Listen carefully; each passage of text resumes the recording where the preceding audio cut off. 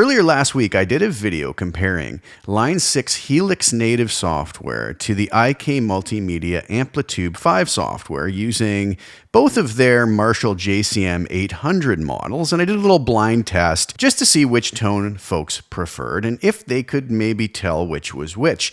The results of this were actually quite interesting, a little more interesting than most of these blind tests I've done. Again, there was nothing scientific about this. I didn't try to match these sounds exactly. I just got them sort of in the ballpark, not using any third-party impulse responses, only using what we have on board in the software itself.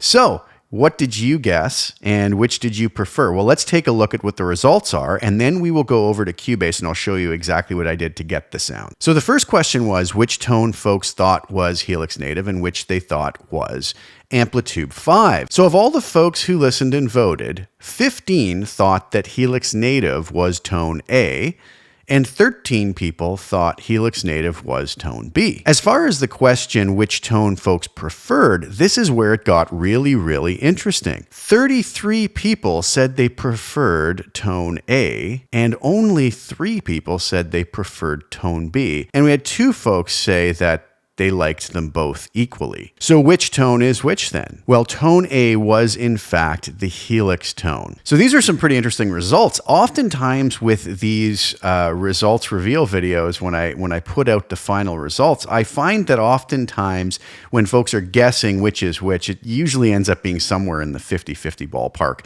55-45 or somewhere in there. And it's kind of the same thing here. 15 thought Helix Native was A, and they were correct, and 13 people thought Helix Native was B. What I find funny in this one, though, is this is probably one of the most dramatic results as far as the preference of tone, with 33 people out of 38 people weighing in on which they preferred, liking tone A, which was Helix Native. Now, this could have just had something to do with the way I dialed it in. As I said, I dialed both of these tones in really quick, just getting them somewhere in the ballpark. I never really try to match these perfectly because we're using different stock cabs or impulse responses or internal cabs.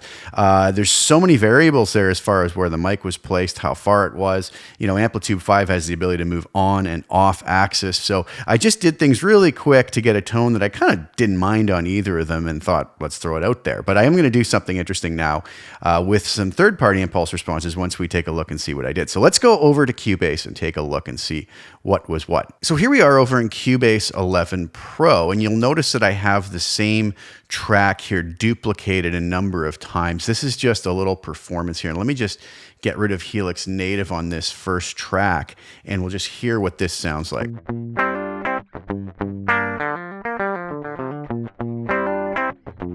Okay, so that's just the DI'd track. And then what you'll notice here is I put an instance of Helix Native on this track. And on this track, I put an instance of Amplitube 5. And then I compared those. So you'll notice I have 2 other tracks, though, with the same DI. And I have the same settings on Helix Native down here, but with a third-party impulse response. In this case, a 412 greenback from Celestion, mic'd with an R121. And I applied that same impulse response to Amplitube 5 here with their custom impulse response loading ability as well right here. So it's the same one with the same settings as up here. Because I wanted to illustrate that just by adding the same speaker cab on, things get much, much closer almost instantly, which makes sense and which most folks should understand at this point. And with a little bit of tweaking on the knobs, it's going to really make a huge difference in what we're hearing and how close those are going to be. So let's take a look at first and foremost at the settings I used on Helix Native in the blind test. So first of all, I had a 412 greenback 25 stock cab with a Royer 121 ribbon 3.5 inches back, no high cuts or low cuts. You'll notice there's nothing else going on.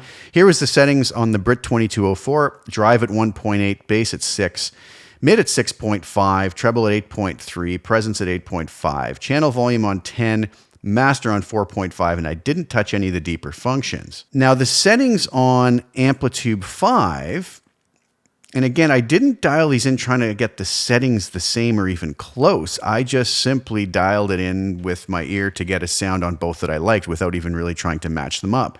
But here I have the presence on 2, bass on 5.1, middle on 7, treble on 5, master on 5.5, and the preamp volume on 3.5. Over to the cab, you'll notice that I have 2 mics on here, but I have everything else muted. I have the room mics muted. I have the second mic muted, but I do have the Royer R121, and I actually like the tone of it pulled right up onto the speaker in dead center of the cone. So those are the settings that I came up with, and just so everybody can hear them now, knowing what they're listening to.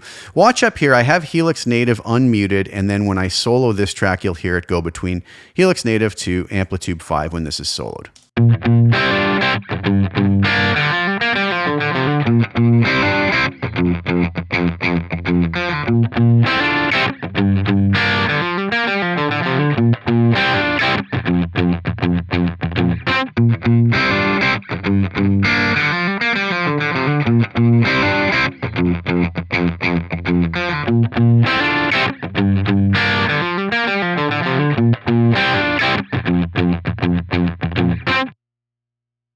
Two perfectly usable tones as far as I'm concerned. I guess maybe I gravitate towards the Helix Native one as well, but that's not to say that with a little bit of very simple tweaking, I couldn't get something much similar from the Amplitube 5. Now, where it gets interesting though, is where I load up this third-party impulse response. Now, I'm not saying that this impulse response is the best impulse response or better than what we have or anything along those lines.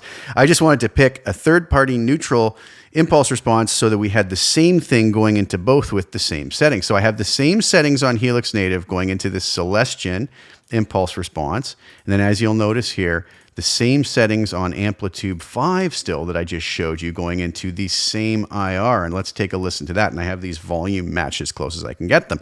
So again, you're going to hear Helix Native into the IR here. And then when I solo this, you'll hear Amplitube 5 into the IR. And I think you'll hear that they sound much more similar, not obviously going to be exactly the same, but much more similar than the previous examples.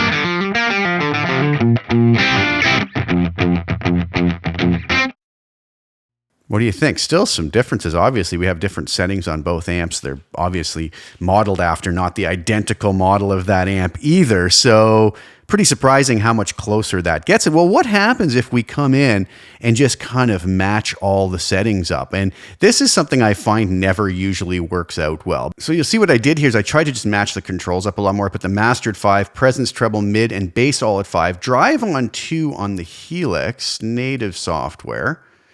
And then over here in Amplitube, what I did is presence, bass, middle, treble on 5, master on 5, and 4 on the preamp, just to sort of get the gain in the same ballpark. Let's take a listen to that, and then I volume match these.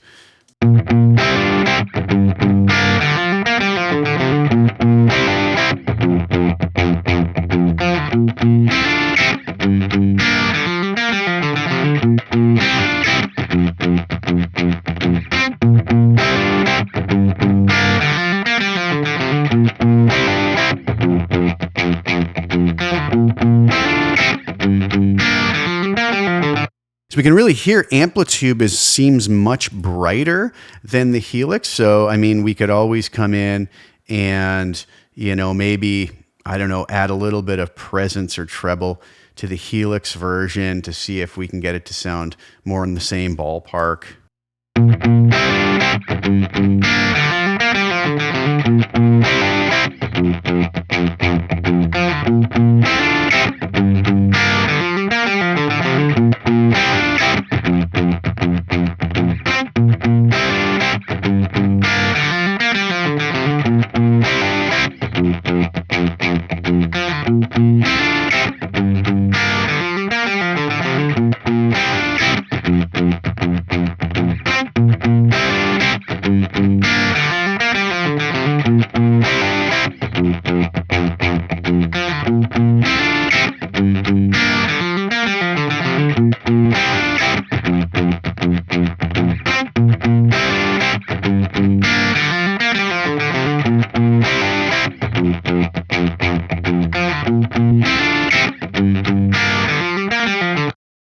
So while it's not exact, you can see that with a little bit of tweaking, we can get these much, much closer.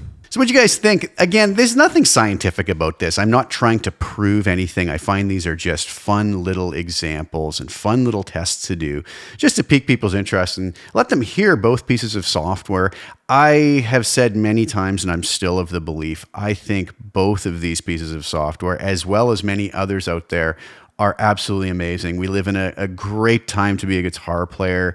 If I had to make a record or do a session with either of these pieces of software, you're not going to hear any complaints out of me. I can get great tones out of either. So this is not a competition between the two of them. I have great respect for both of these companies and really enjoy what they do. And I'm so happy to be able to work with both pieces of software. So I hope you guys enjoyed that. Hope you enjoyed seeing the results and seeing how I did go about getting the tones I got. Thanks so much for tuning in. Please share the video with anybody who you think would get some enjoyment out of watching it.